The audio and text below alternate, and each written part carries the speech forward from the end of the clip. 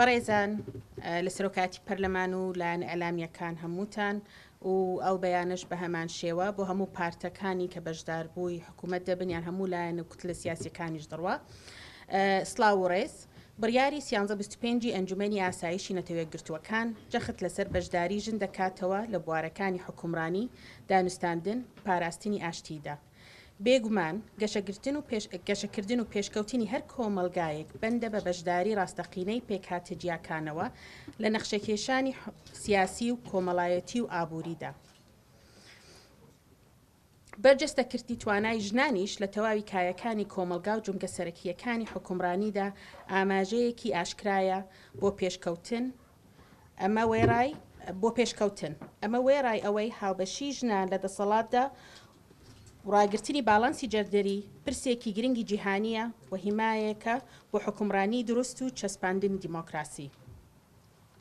لە پاش هەڵبژاردنەکانی ساڵی 1992 تا ئێستا هەوڵەکانی ژنانی کوردستان بۆ ڕاگررتنی باڵانسی جەردەری و چەسپاندنی ڕێژە لە سەرجەم ناوەندەکانی یاسادان جێبەجێکردن و دادوەریدا درێژەی هەیە. بۆ ئەمە بەستەش چەندین داواکاری و پێشنیاری جیاواز لە ڕێی چالاکی هەماڕەنگەوە ئاراستەی حزبە سیاسیەکان کراون.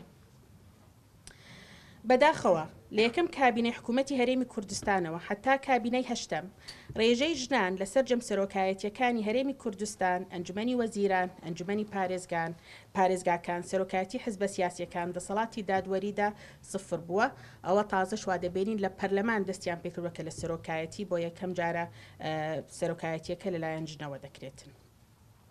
ئەوەی توانراوە بخرێتە بواری جێبەجێکردنەوە سیستمی کۆتایە بۆ چەسپاندنی بەشداری ژنان بە ڕێژەی 130 لە پەرلەمانی کوردستان و ئەنجومەنی پارێزگاکاندا. باسکردنی گرنگی بەشداری ژن لە دروشم و پرۆگرام و گوتاری ڕۆشنبیران و سیاسەتمەداری حزبەکانیش ڕەنگی دەداتەوە.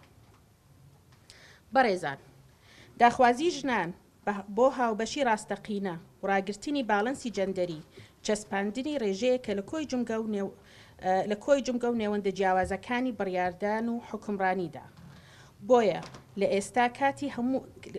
ئێستادا کاتێک هەموو حزبەکان لە سەروبەندی دیارکردنی کاندیدەکانیان بۆ پۆستێجیاکانی دەسەڵاتی جێبەجێکردن، ئێمە وەکو گروپی باڵەنسی جەندەری کابینەی نۆی حکوومەتی هەرێمی کوردستان داوا دەکەین لە کۆر پارتە سیاسیەکان و ئەوانەی بەشداری کابینەی نۆ دەکەن ڕەچاوی ئەم خاڵانەی خوارەوە بکەن.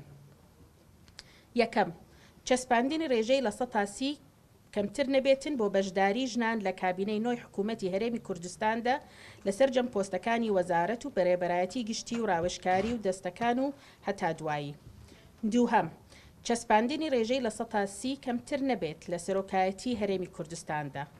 سێهەم، چەسپاندنی ڕێژەی لە 130 کەمتر نەبێت لە تەواوی ئۆرگانە سیاسیەکانی سەرۆکایەتی، مەکتەبی سیاسی و سەرکردایەتی حزبەکاندا. چوارەم، چەسپاندنی ڕێژەی لە 130 کەمتر نەبێت بۆ بەشداری ژن لە سەرۆکایەتی دامەزراوە تایبەتیەکان و بەڕێوەبەرایەتی گشتی و ڕێوەشکاری ئەنجومەنی دادوەریدا.